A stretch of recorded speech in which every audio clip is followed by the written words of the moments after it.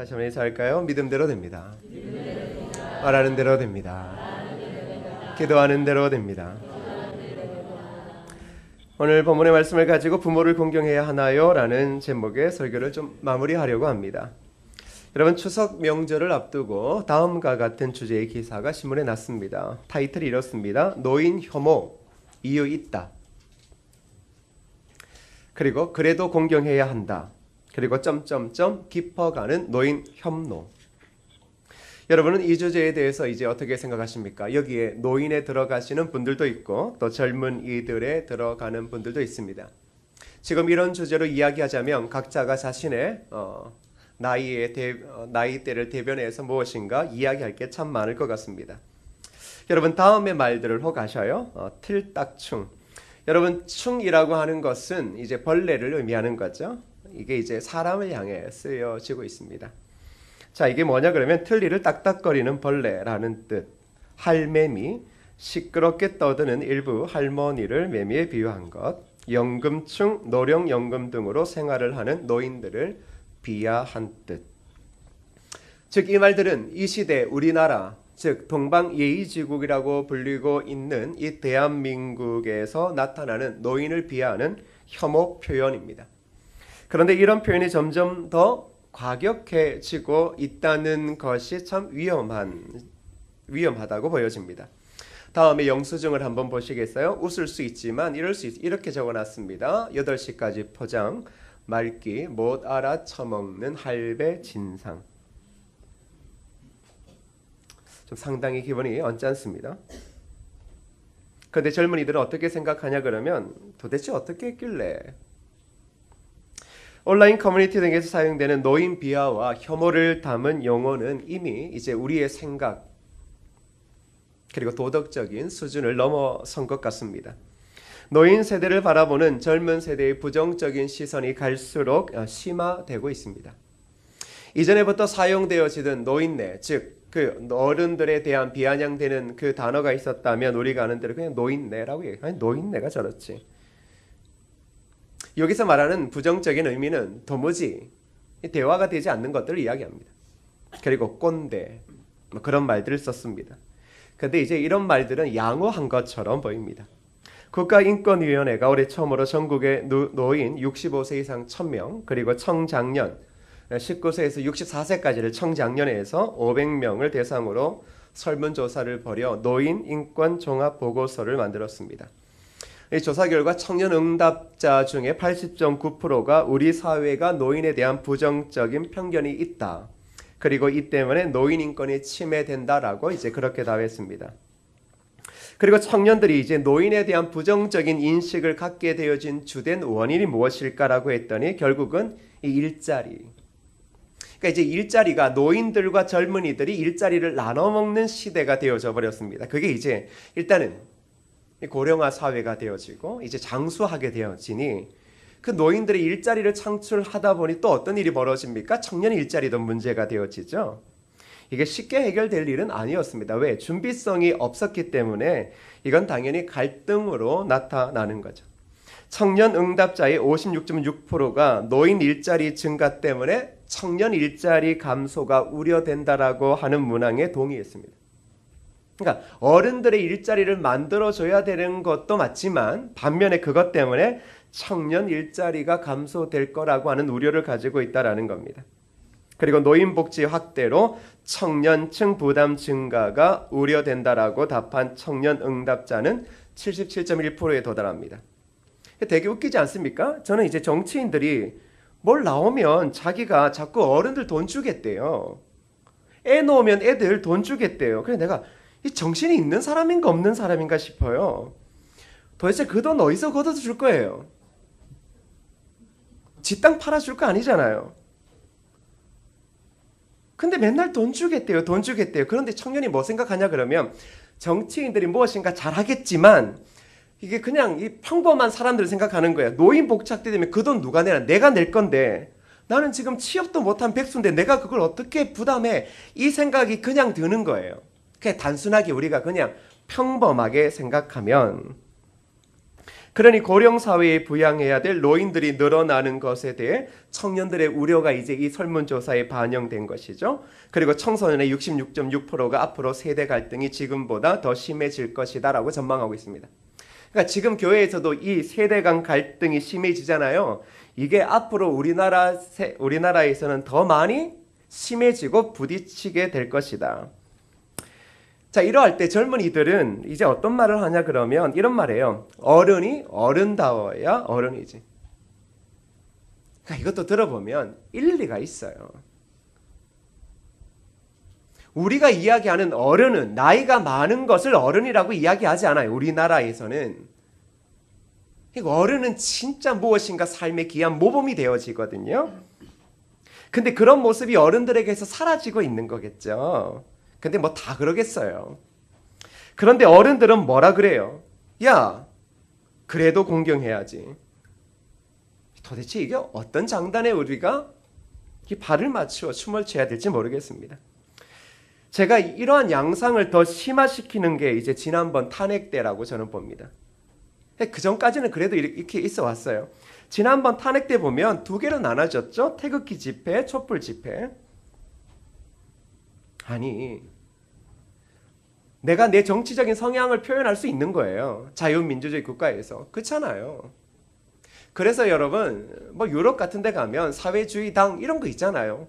그게 민주주의 사회에서는 그걸 용납하는 거예요. 그러니까 정치적인 색을 드러낸다라고 해서 저 사람을 나쁘게 몰고 가지 않아요. 왜? 그게 뭐냐 그러면 그런 이상을 가지고 있거든요. 그 이상을 가지고 정치를 실현해보자라는 거예요. 그러니 함부로 손가락질하지 않아요. 근데 지난번 탄핵 때 봐요. 느낌이 그렇잖아요. 태극기는 어른들, 촛불은 젊은이들. 이런 식으로 느낌이 그냥 보여지더라고요. 근데 잘 보시면 젊은이들은 어른들을 수용하지 못했죠. 태극기 들고 다니시는 저분들을 젊은이들은 도무지 이해를 못해요. 근데 또 어른들은 뭐예요? 태극기 들고 다니고 있는 어른들은 누구 이해 못해요? 촛불 들고 다니는 쟤네들을 이해 못해요. 근데 따지고 보면 태극기에 있는 그 어른들은 여러분의 부모고 촛불 들고 있는 그 자녀는 여러분의 자녀잖아요. 그래서 제가 진짜 기분 나쁜 게 왜 기분 나쁘냐 그러면 그런 식의 대결 양상을 만드는 그 나쁜 정치인들 때문에 기분 나쁜 거예요. 나쁜 사람들이잖아요. 나쁜 사람들 아니에요. 그런 기회가 있을 때 표와 무엇인가 마음을 얻으려 가는 그 사람들, 무엇인가 백성들이 일을 한번 크게 벌여놓으면 거기에 있어서 그걸 주도하려고 하는 사람이 자기가 되어져야 된다. 그게 정치인들의 발상이잖아요. 못마땅하죠. 근데 진짜 못마땅한 건 왜 한 가족인 이 나라의 아버지와 아들과 자녀들을 그렇게 뿔뿔이 갈라놓냐라는 거예요. 그러니까 우리가 얼마나 수준이 낮은 거예요. 자신의 가족을 다 파헤쳐가면서도 뭐 하는 거예요? 태극기 흔들고 있고 촛불 들고 있는 거예요. 아니, 목적이어야 어떻든 간에. 목적은 중요한 목적이 있겠죠. 그때부터 전 더 심해진 거라고 봐요. 그때부터 이 태극기는 더 이상 좋은 이미지가 아니에요. 젊은이들에게. 또 어른들에게 촛불은 더 이상 희망도 아니죠. 자, 이런 시대에서 단순히 어른들은 자녀에게 뭐라 그래요? 야, 어른이니까 어른 대접해. 그렇게 해서 해결될 문제라고 생각하면 좋겠어요. 근데 이건 정말 서로가 함께 노력해서 회복해 가야 할 문제입니다. 여러분, 우리가 어른을 존경한다라고 했을 때는 그들의 잘못된 행동 양상을 용납하는 게 아니에요. 그러니까 어른이라고 하는 것은 자기가 나이가 많아서, 즉 나이가 벼슬이 되어 온갖 일에 다 간섭하여 젊은이들의 자녀들의 숨통을 재는 것을 한없이 용납하는 게 아니에요. 그래서 가끔 나이가 많으신 분들이 뭐라 그래요? 내가 나이가 많으니 왜 내 말 안 듣냐 이렇게 말하죠. 근데 그게 지금 시대의 씨알이 안 먹혀요. 왜냐 그러면 나이가 벼슬이 되어지는 이러한 권위는 온전한 권위가 아니라는 것을 이제 사람들이 알게 되어졌기 때문이에요. 어떻게 나이가 권위예요? 나이가 건의가 되어져서 사람들의 미래의 싹을 짓밟는 것을 누가 어른이라고 이야기를 해요? 어른 아니에요. 그런 어른은 존재하지 않았어요. 그런 어른을 공경하라고 이야기한 적 없어요. 그러니 나이가 많으니 내 말을 들어 라고 하는 것은 그것은 어른에 걸맞은 인격이 아니에요. 그런데 이런 문제가 시대져가는 변화사회, 그리고 어른들이 그렇게 말하죠. 효가 땅에 떨어지면 뭐라 그럽니까? 세상 말세가 다 되었네. 근데 그 문제가 고스란히 어디에서 나타나요? 믿는 사람들의 가정에서도요. 그리고 믿고 있는 자들의 교회에서도 동일한 일이 반복되어지더라는 게 문제예요. 그러니까 사회에서 그러면 세상의 말세구나. 역사가 돌고 돌면 그렇게 도덕이 무너지는 시대가 도래해. 뭐 이렇게 따지면 괜찮아요. 그래가지고 이게 한번 또 망하면 또 새로운 세대가 드러나고 뭐 이런 역사적인 순환을 생각하면 이거 정말 쉬운 건데, 근데 교회도 그리스도인들도 똑같더라는 거예요. 그러니까 교회에서도 나이가 많으면 이 대장이 되는 거죠. 그러니까 나이가 벼슬이 되는 거예요. 근데 이건 교회에서도 그리스도인으로서의 올바른 덕목이라고 이야기하지 않죠. 자, 그게 왜일까? 왜 우리는 이러한 일들을 믿는 사람들이라고 이야기를 하고 믿음의 가정을 이루고 있다라고 하는 우리의 가정에서도 나타날까? 그건 다른 것 아닙니다. 하나님이 우리에게 허락하신 부모로서의 사명을 첫 번째 인지하지 못했던 거예요. 그러니까 내가 부모로서의 정체성이 뭔지를 도무지 모르고 있는 거예요. 여러분, 제가 부모의 정체성에 대해서 끊임없이 설교를 했던 적이 있잖아요. 지금도 한번 기억해 보세요. 부모가 도대체 뭐예요? 뭐 하는 게 부모예요? 그리스도인으로서의 부모는 도대체 어떠한 권위를 가지고 있느냐?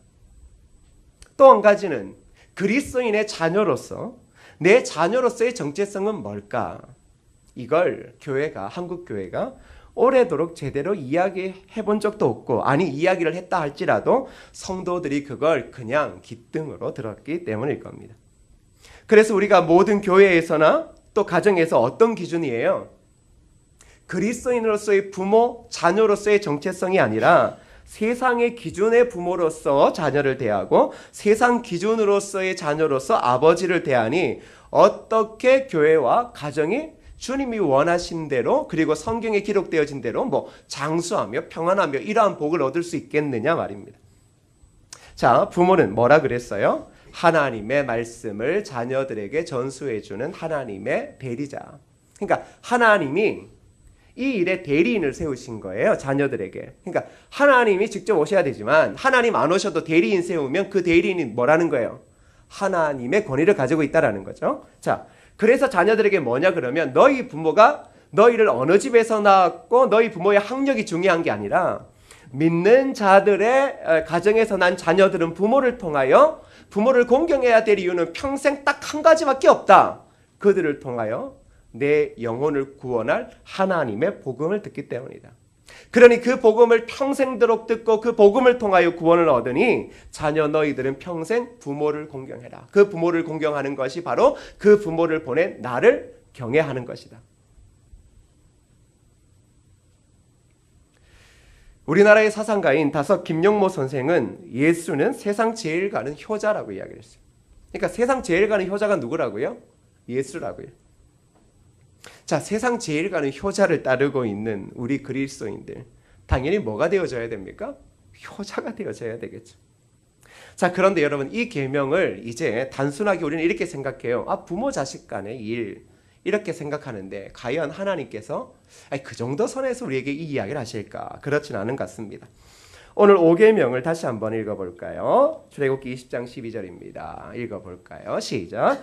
네, 부모를 공경하라. 네. 자, 여기서 말하는 이제 부모는 과연 누굴까라는 겁니다. 우리가 생각하고 있는 부모의 선에서 끝나면 좋은데 과연 하나님께서 그렇게 하실까? 자, 1에서 4계명이 하나님에 대한 계명이고, 하나님을 믿는 자들이 이제 이 땅의 사회를 구성하여 살아갈 때 가장 첫 번째 나타나는 계명이 뭐라고요? 부모를 공경하라는 거였어요. 근데 그 부모라고 하는 그 의미가 이제 우리에게 주어진 그 단순한 그 아버지 어머니만을 이야기할까라는 겁니다. 웨스트민스터 대요리 문답에서는 이 부모를 이렇게 이제 정의하고 있어요. 잘 보세요. 제5계명에 있는 부모는 혈육의 부모뿐 아니라 연령, 은사의 모든 윗사람과 특히 하나님의 규례에 의하여 가정, 교회, 국가를 막론하고 우리 위에 있는 건의의 자리에 있는 자들을 뭐라고 이야기한다?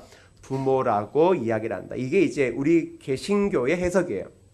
부모는 우리 가정에 있는 혈육의 부모뿐만 아니라 이것이 확장되어져서 하나님의 그 규례 안에서 가정과 교회와 국가, 하물며 우리의 삶의 직장의 자리에서 우리보다 위에 있는 권위에 있는 자를 뭐라고요? 부모라고 지칭하는 거예요. 근데 이제 이게 지금부터 찝찝하기 시작한 거예요. 여러분 그렇게 하기 싫잖아요. 제된 우리의 마음이 뭐예요? 부모 공경도 지금 억지로 하고 있는데 내 위에 있는 권위를 가진 사람을 어떻게 해요? 인정하기 싫잖아요. 존경하기 싫잖아요. 여러분 지금 뭐 우리 사회가 건강하게 가는 성장통을 가지고 있다라고 저는 좋게 생각해요. 그런데 이때 가장 중요한 건 건강함이에요. 건강한 생각. 여러분 비행기 타보셨죠? 저도 선교 갈 때나 이러면 비행기를 타봐요. 그런데 제가 가본 비행기 중에서 가장 잘 탄 건 제주도 갈 때 아시아나 항공이 가장 큰 비행기였어요. 아니 그걸 타고 선교지를 갔으면 이게 좋을 건데 제주도 가는 아시아나 항공 중에 이제 대부분 세 칸 있는 그거 말고 세 칸 있고 가운데도 세 칸이 있는 그걸 이제 제주도 갈 때 몇 년 전에 가지고 그걸 타고 세상에 저는 비행기가 다 그런 줄 알았어요. 근데 필리핀 캄보디아 가는데 세 줄 정말 힘들었습니다. 근데 잘 보세요. 우리가 비행기를 타면 그 정도 제주도 가는 비행기를 타더라도 꼭 어떤 생각하냐 그러면 이제 비즈니스기 한번 타보고 싶다. 그렇습니다. 유럽이나 미주 갈 때 이게 비행기가 다르다면서요. 근데 비즈니스는 더 다른데 이게 얼마나 뭐 타긴 다르다라고 이야기를 하잖아요. 그냥 생각해봐요. 근데 이코노미석에 앉아 있는데 이코노미석 아이씨 말도 안 돼. 그게 앉아 있는데 어디 자꾸 앉고 싶은 거예요? 비즈니스석에 앉고 있고 싶은 거예요. 근데 이제 보니까 이 밥 주는 게 다르거든요. 우리는 뭐 이런 거 주는데도 근데 우리 애들은 되게 좋아해요. 막 뭘 주든지 뭐 주면 좋아해요. 근데 비즈니스는 스테이크 주고 막 그러잖아요. 와인 따라주고 뭐 잘 때 뭐 이불 덮어주고 별걸 다 해요. 근데 이게 꼴불견처럼 보일 수가 있다라는 거예요. 그러니까 이런 거죠. 우리나라 사회가 이제 이 건강함이 이게 잘못되어지면 뭐냐 그러면 건강함을 잃어버리면 저것들은 뭔데 비즈니스를 타는 거야. 왜? 똑같은 사람이 똑같은 비행기를 타는 게 좋은 게 아니야? 저것들은 뭔데? 왜 차별을 하는 거야? 이런 식의 발상이 늘어나면 이거는 매우 위험한 거예요. 건강한 게 아니잖아요. 그렇죠? 그러니까 우리가 우리보다 지금 권위에 있는 사람, 위에 있는 사람들에 대한 규정을 잘못하고 있어요. 그러니 자꾸 나보다 나은 사람들은 어떻게 해요? 개혁되어져야 될 거고 적폐 세력이라고 생각하는 이상한 버릇이 자꾸 머리에 잡혀가고 있어요. 왜? 나보다 잘 사는 사람이 망해야 돼요? 나보다 잘 살고 나보다 높이 있는 사람들은 왜? 오히려 우리보다 낮은 자리에 내려가라고 우리가 그렇게 이야기할 수 있는 게 있어요? 없어요? 없죠? 오히려 그걸 요구하는 사람이 이상한 거예요. 여러분 비즈니스 탈 때 그거보다 훨씬 더 비싸다 그러잖아요. 몇백만 원 더 내야 된다라고 하잖아요. 대가를 지불한 거예요. 근데 사람들이 뭐예요? 대가를 지불하지 않고 자꾸 손가락질하고 너랑 나랑 똑같아져야 돼. 너랑 나랑 똑같은 인권 가지고 있는데 너는 뭔데? 너는 뭔데? 대학이 별거야? 네가 수고했는 게 별거야? 이런 식의 논리는 건강하지 않다라는 거죠. 부모, 성경이 이야기해주는 이 부모라고 하는 것은 단순히 가정에서뿐만 아니에요. 우리의 삶의 모든 연장선상에 있는 거예요. 그래서 여러분 국가의 통치자들을 이야기를 하는 거예요.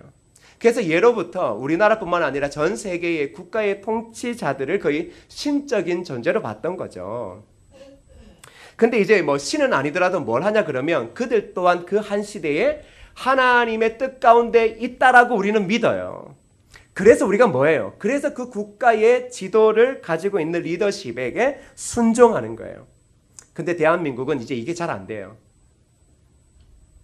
일단 저부터도 잘 안 돼요. 근데 저는 대통령은 그렇게 미워하지 않아요. 근데 국회의원들은 별로 안 좋아해요. 진짜 나쁜 사람들이라고 그렇게 생각해요. 그냥 이것도 제가 가지고 있는 선입견이겠죠. 이것도 그냥 젊은 제가 선입견이겠죠.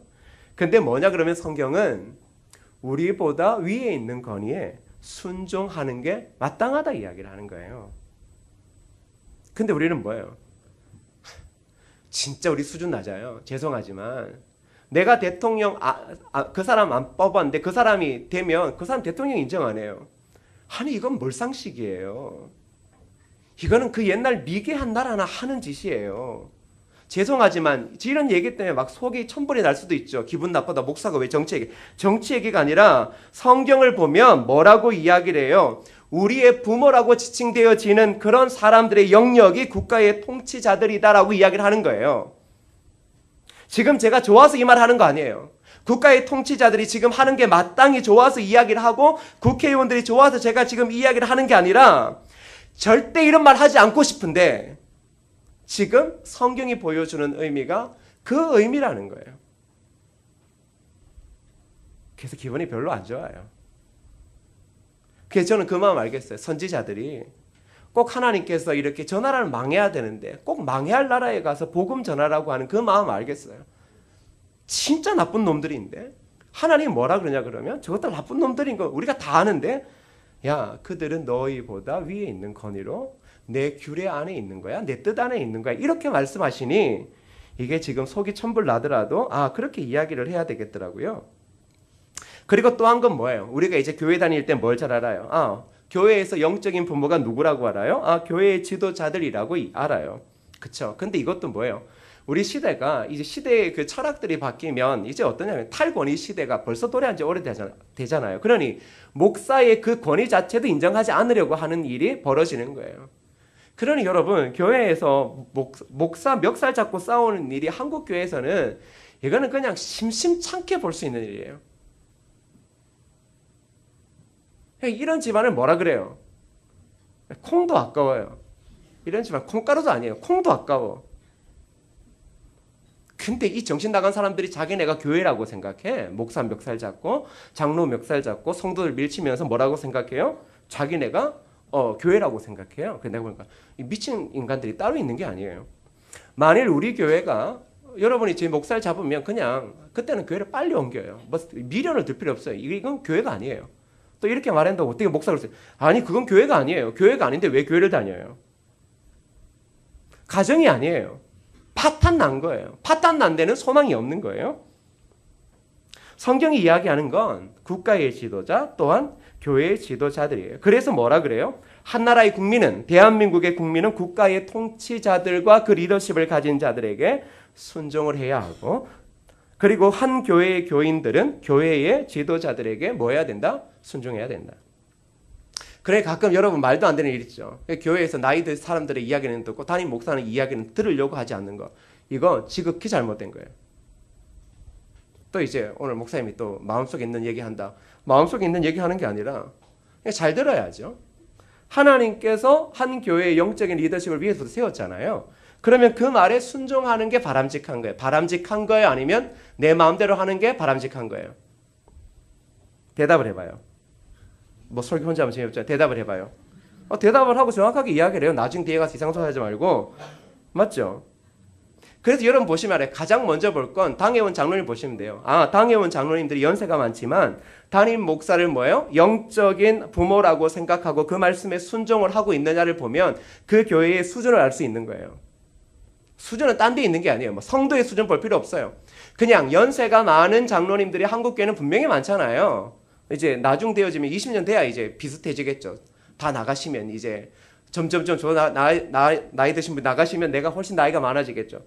그때 공경하는 거 말고 지금이라도 젊은 목사인 저를 어떻게 해요? 하나님께서 교회의 영적인 리더자로 세우고 영적인 부모를 세웠으니 내가 담임 목사의 말에 장로지만 순종하고 그 말씀을 따르고 그의 말씀에 양육받고 감동하는 그 삶을 살아간다라고 하는 그 수준을 보면 그 한 교회의 수준을 정확히 알 수 있는 거예요. 이게 교회로서 건강히 커가고 있는지 아니면 이것은 교회로서의 길을 잘못 가고 있는지 다른 것 볼 필요 없어요.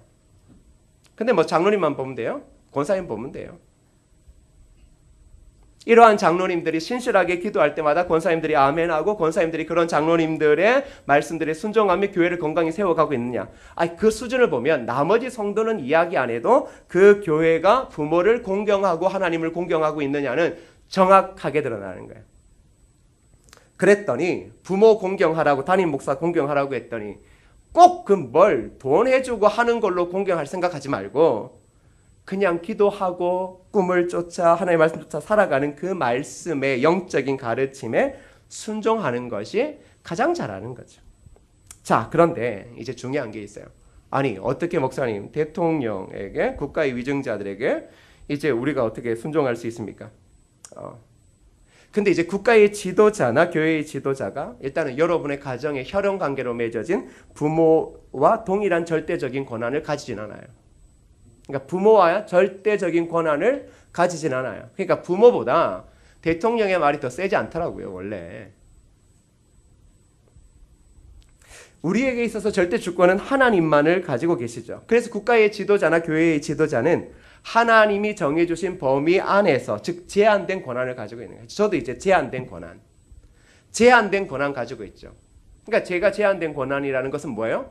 여러분을 하나님의 말씀으로 양육하고 여러분이 받은 사명을 이룰 수 있도록 하게 하는 그 일에 집중하는 것. 근데 만일 제가 이것을 내 소유로 바꾸거나 여기에서 재산을 축적하거나 이런 것은 이건 뭐예요? 합당하지 않는 거예요. 자, 그래서 잘 봐요. 국가가 무소불위의 권한을 휘둘러 가정과 교회의 영역을 침범하면 돼요, 안 돼요? 안 되는 거예요.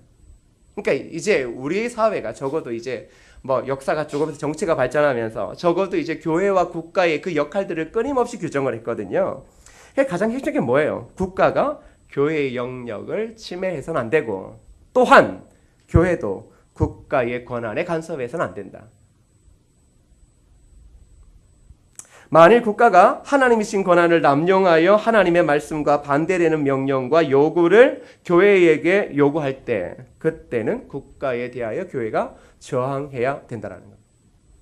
근데 그것도 정확한 기구를 만들고 절차를 따라 국가에 거기에 대한 요구를 해야 하는 것입니다. 저는 왜 이것이 특별히 이 말이 한국교회에 좀 이렇게 자꾸 와닿냐 그러면 지금 계속 뭐 지난번에 동성애 문제를 이야기를 하고 막 그러잖아요. 일단 뭐 정치인들을 좀 떠나서 이야기를 하면 이게 좀 아픈 일들이 많은 거죠. 한국 역사 가운데. 또 한국에 복음이 들어오고 나서 이제 한국의 경제 성장과 더불어 교회가 함께 성장했던 것도 매우 약간 이제 주의 깊게 봐야 될 문제인데 그때 이제 한국교회가 그러니까 한국교회라고 하면 애국 뭐 이런 식으로 자꾸 이 꼴을 씌워요. 모든 대한민국의 국민은 다 애국자잖아요. 한국교회가 애국이고 뭐 불교 초계종은 뭐예요? 애국 아니에요? 이게 뭐냐고 역사 속을 좀 돌아가 보면 우리가 좀 미개했잖아요. 죄송해요. 그러니까 우리가 세상을 넓게 볼 수 있는 눈은 아니었잖아요. 그러다가 복음이 들어오고 이제 문화가 바뀌고 세상을 보게 되어지면서 정치가 자리 잡고 그래서 그 옛날 조선시대 그 옛날부터 오던 모든 패권들이 무너지면서 뭔가 하는데도 그게 하루아침에 나라가 바뀌어요, 안 바뀌어요? 의식이 안 바뀌죠. 자, 그때 교회가 잘했어야 되는데 교회가 뭘 했어요? 그러니까 교회가 정치 세력화가 되었던 게 가장 큰 문제였어요. 그러니까 교회는 정치 세력화가 되어서는 안 되는 거예요. 그런데 정치 세력화가 되어진 가장 그 한 모습 보여주는 게 뭐냐 그러면 때마다 정치인들이 교회를 아무렇지도 않게 들락날락 그리고 그들이 그렇게 교회 자리에 앉아있고 예배의 자리에 앉아있고 때로는 어느 교회에서는 나와서 이야기를 하는 그 일을 한국교회가 그리고 저와 여러분도 이게 별로 아무렇지도 않았어요. 저도 모교에 있을 때 그 경상북도에 있는 경찰청장이 왔을 때 예배 때 구미시장이 왔을 때 국회의원이 왔을 때 도지사가 왔을 때 주일날 대예배 시간이나 오후 예배 시간에 그들이 와서 한 번씩 인사하는 게 저는 전혀 부담스럽지 않았다고요. 아무 문제가 없다라고 생각했어요. 그런데 지금 한번 돌아봐요. 왜 한국교회가 오히려 이 정치적인 풍파가 일어나고 있는 시대에 한국의 교회들이 어렵나? 그건 정치인들의 문제처럼 보이지만 교회가 넘어가야 될 선을 넘었기 때문입니다. 가끔 교회가 애국을 잘못 정의하고 있어요. 그러니 정말 더 웃긴 일이 뭔 줄 알아요? 요즘에는 애국하는데 우리 개신교의 큰 교단들이 이단이라고 이야기하는 그런 교회의 목사님들이 나와서 거기에 강의하고 거기에 집회를 인도해요. 그리고 어떻게 떠는 줄 알아요? 그들이 이 나라에 있는 애국하는 목사라고요. 아니 어떻게 이해할 수 있겠어요? 생각 좀 해보자고요. 어떻게 이해해요? 불과 몇 달 전까지는 엄청난 이단이었어요. 그 교회가 들어오는 것을 한 지역이 반대하고 난리도 아니었는데 갑자기 어느 날 그가 애국자로 변신해서 많은 사람들에게 우리나라를 살릴 수 있는 깨어있는 젊은 애국하는 목사라고 어떻게 생각해요? 그렇죠. 반대쪽에 보면 공산주의의 혹 사상을 가지고 그러한 나라를 꿈꾸는 정신 나간 목사들도 있을 수 있어요. 정치색을 따라. 그러나 교회가 그렇게 행동하기 시작할 때 어떤 일이 벌어집니까? 영역을 잘못 침범하면 결국 국가가 무너지기 전에 교회가 무너집니다. 교회의 순수성들이 무너지면 결국은 국가는 혼탁한 시대를 거쳐가게 되어지는 겁니다. 그런데 성경은 이러한 모든 것들을 이미 아시는 것처럼 이야기하면서 부모를 공경하라고 하는 이것을 우리의 삶의 첫 번째로 주셨어요. 그게 왜일까? 그게 왜? 하나님 믿는 것은 상관없는데 가정이 이 사회의 최소단이잖아요. 가정이 무너지면 사회가 무너지고 사회가 무너지면 나라가 무너진다고 생각하는 게 모든 이 역사 가운데 공의하는 얘기거든요. 근데 왜 이 이야기를 할까라는 게 가장 더 의문점이에요. 왜 성경은 그 가장 사회의 기초가 된다라고 모든 역사학자들, 모든 사회학자들이 이야기하는 그 가정을 하나님께서 그렇게 믿는 사람들의 첫 번째의 삶의 기초로 만들어 놓으셨을까? 하이델베르크 교리 문답을 작성했던 우르시누스는 10계명의 제5계명에 대한 해석을 이렇게 합니다. 이렇게 말해요. 이 계명의 의도 혹은 목적은 하나님께서 하급자들과 상급자들 간의 상호 의무들로 지정하신 시민 질서를 보존하는 데 있다. 상급자들은 하나님께서 다른 사람들을 다스리고 보호하는 일을 위하여 그들 위에 세우신 모든 사람을 가리킨다. 하급자들은 하나님께서 다른 사람들 아래에 두셔서 그들에게 다스림을 받고 보호받도록 하신 자들이다. 먼저 상급자, 하급자를 그저 한자를 써서 여러분 높고 낮음이라고 생각하시면 안 돼요. 성경은 그런 이야기를 하지 않습니다. 높고 낮음이 아니라 눈에 보이는 상황에서 우리보다 권위에 있는 사람들이 있다. 그리고 그 권위 밑에 있는 사람들이 있다라고 이야기하면서 그들에게 하나님께서 상호 의무를 주셨는데 그것은 바로 시민의 질서를 보존하는 데 있다. 맞는 말이에요. 하나님께서 믿는 자들이 가정을 이루고 그 믿는 자들의 가정이 사회를 이루고 국가를 이룰 때 그 국가의 시민 질서를 유지하고 보존하는 그 가장 기초적이고 기본적인 것은 뭐라? 부모를 공경함에 있다. 부모를 공경함에 있다. 그러면서 이 부모를 공경하라는 것은 지금은 순간 보면 자녀에게 속하는 게 아니라 이게 뭐예요? 상호 의무들로 이제 이야기를 하고 있어요. 에베소 6장 1절에 4절을 보세요.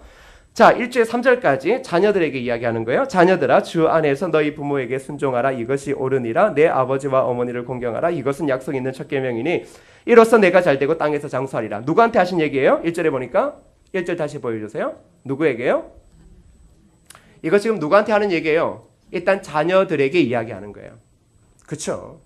하나님께서 이 바울 사도가 뭐예요? 그리스도 안에서의 도를 깨닫고 뭐라고 이야기해요? 자녀들아 주 안에서 부모에게 순종하라. 이것이 옳다. 공경하라. 이게 첫째 계명이다. 그러니까 부모를 공경하는 것. 한 나라의 백성으로서 이 대통령을 공경하는 것. 한 교회의 성도로서 담임 목사를 공경하는 것이 첫 번째 계명이에요. 첫 번째 계명. 그러니까 이거 무너지면 국가가 국가 아니고 교회가 교회 아니고 가정이 가정 아니라는 사실이에요. 뭐 더 이상 이야기라고 뭐 왈가불가할 게 어디 있겠어요. 그런데 이게 이제 어떻게 적용되시냐 그러면 자녀들에게 했던 이 이야기를 누가 자꾸 들고 가요. 자녀들이 들어야 될 걸 부모들이 너무 잘 듣는 거예요. 그래 가서 뭐라고 그냥 너 이리 와봐. 너 부모 공경 안 하지? 잘 봐. 주 안에서 부모에게 순종하라 그러지. 그래야 네가 잘되고 땅에 장수하라고 하나님 이야기하지 않으셔. 지금 잘못 적용하는 거예요. 그러면 그 아들이 뭐라 그랬어요? 4절 좀 보세요. 4절 좀. 또 아비들아 너희 자녀를 노엽게 하지 말고 오직 주의 교훈과 훈계를 양육하라. 왜 내가 들어야 될 거 엄마가 듣고 와가지고 나를 노엽게 하냐고. 뭐라 그래요 성경이? 너희 자녀를 노엽게 하지 말라. 주의 교훈과 훈계로 양육하라.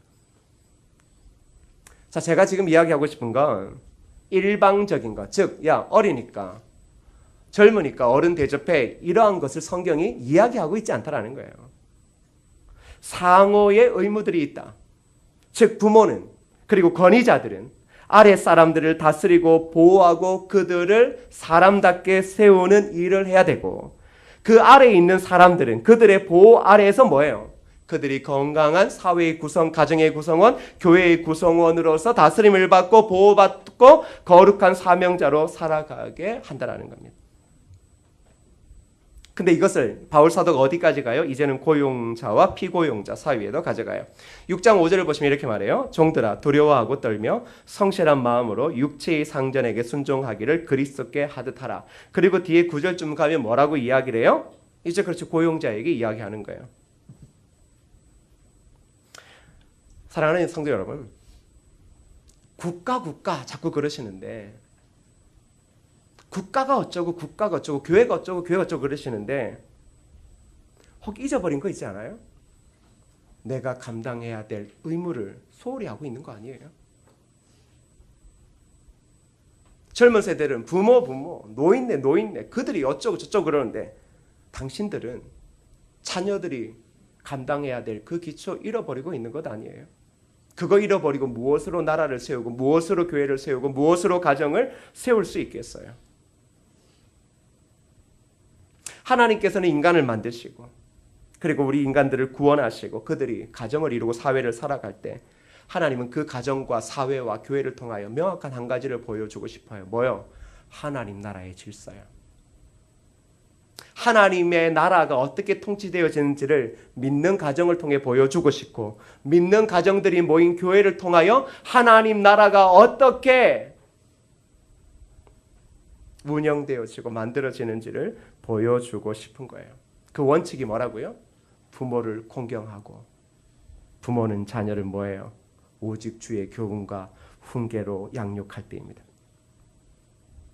그래서 부모와 자식, 국가와 국민, 목사와 성도, 모든 조직과 제도에 하나님이 어떻게 해요? 계획하신 상호 의무가 잘 지켜질 때 그때 이제 그 뒤에 뭐가 있어요?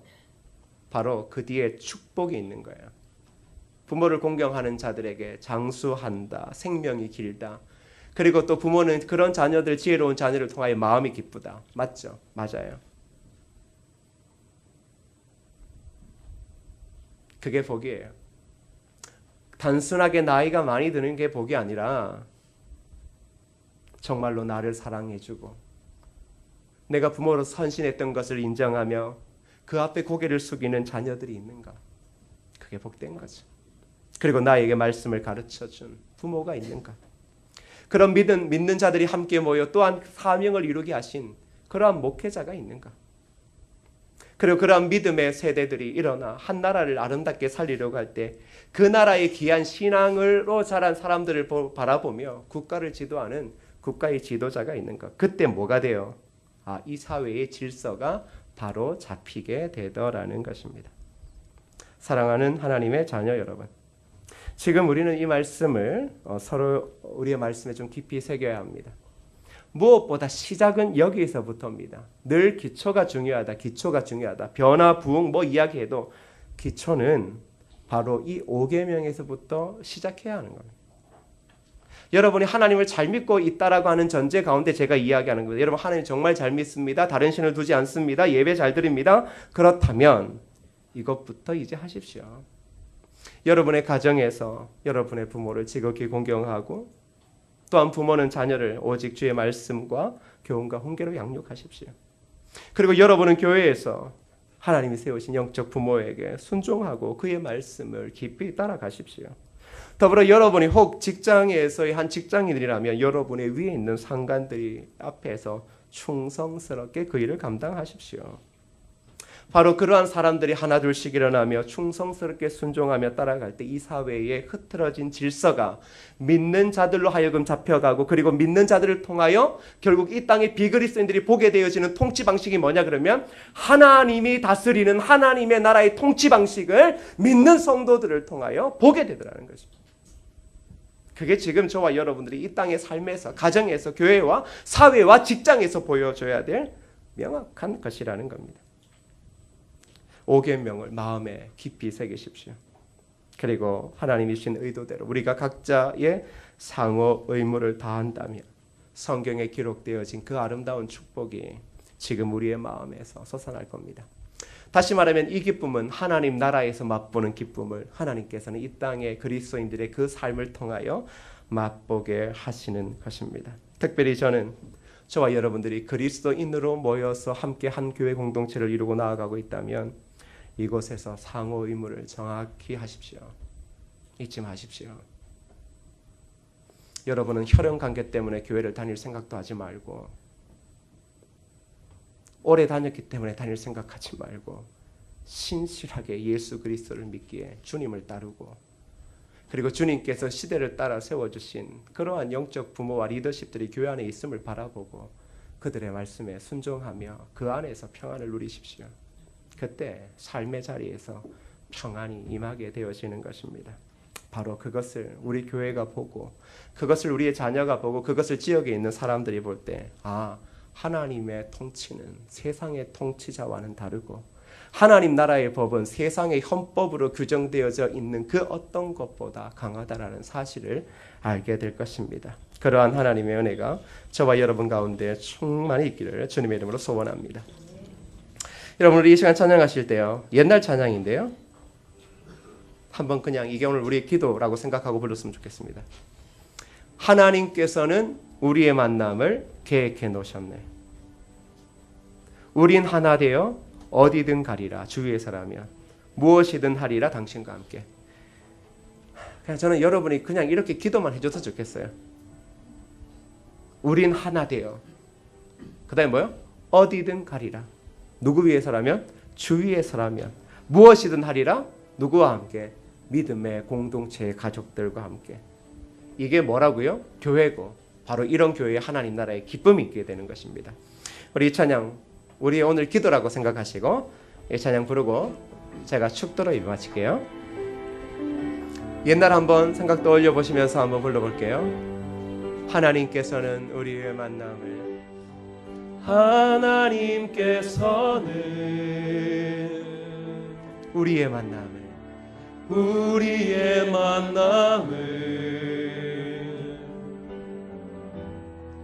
계획해 놓으셨네.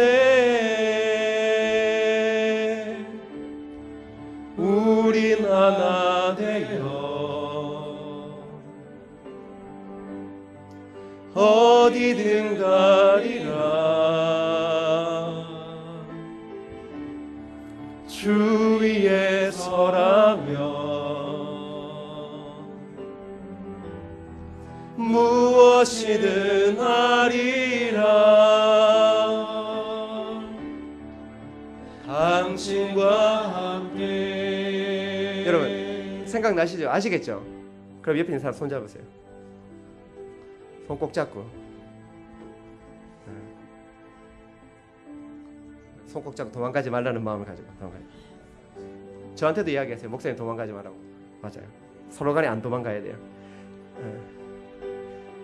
여러분 꼭 기억하셔야 돼요. 왜 나를, 이게 아니라, 맞아요, 저와 여러분은 진짜 신앙이 뭐냐 그러면, 너 왜 그 교회에 있어? 하나님이 나를 그곳에 보내셨기에 내가 거기 있을 뿐입니다. 이게 목사나 성도나 땅 위에 아무것도 없는 거예요.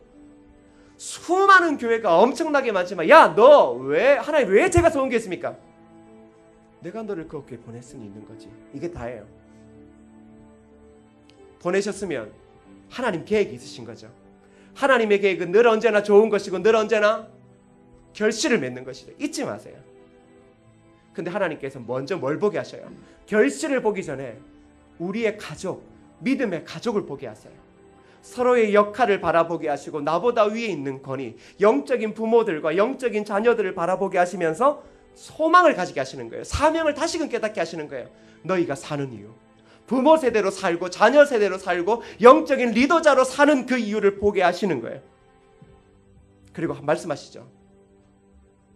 내가 너와 함께한다. 두려워하지 말고 놀라지 마. 내가 분명히 너희를 하나 되게 한 그 목적을 이룰 거예요. 잊지 마십시오. 하나님 진짜 하실 겁니다.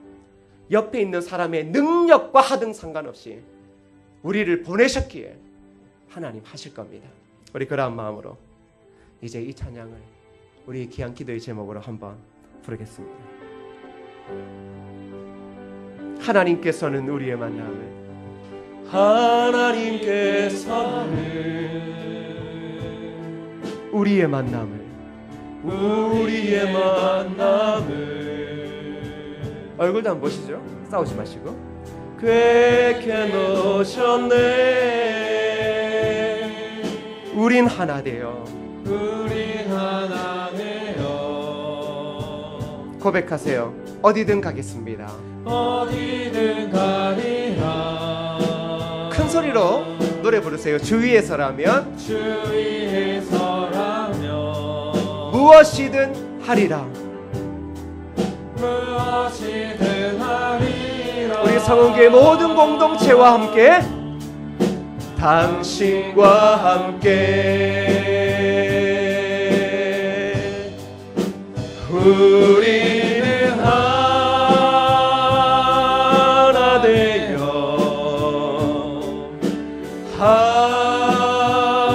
함께 건네 하늘 아버지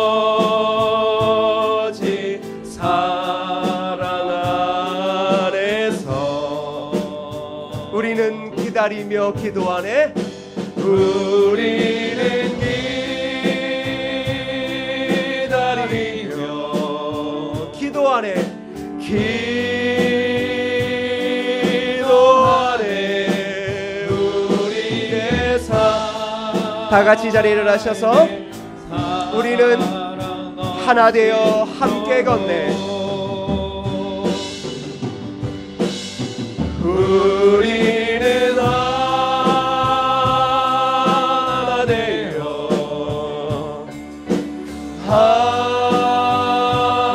함께 걷네. 하늘 아버지 사랑 안에서 우리는 기다리며 기도하네. 우리는 기다리며 기도하네. 기도하네. 우리의 삶의 사랑 넘치도록. 이제는 우리 주 예수 그리스도의 은혜와 성부 아버지 하나님의 무한하고 그 크신 사랑과 성령님의 감화 감동 위로 교통하시는 은혜의 역사가 하나님의 제5계명 가운데서 그 아름다운 하나님의 나라의 통치를 맛보며 누리며 살아가기로 작정하는 모든 성도들 머리 위에 이제로부터 영원토록 함께 있을지어다. 아멘.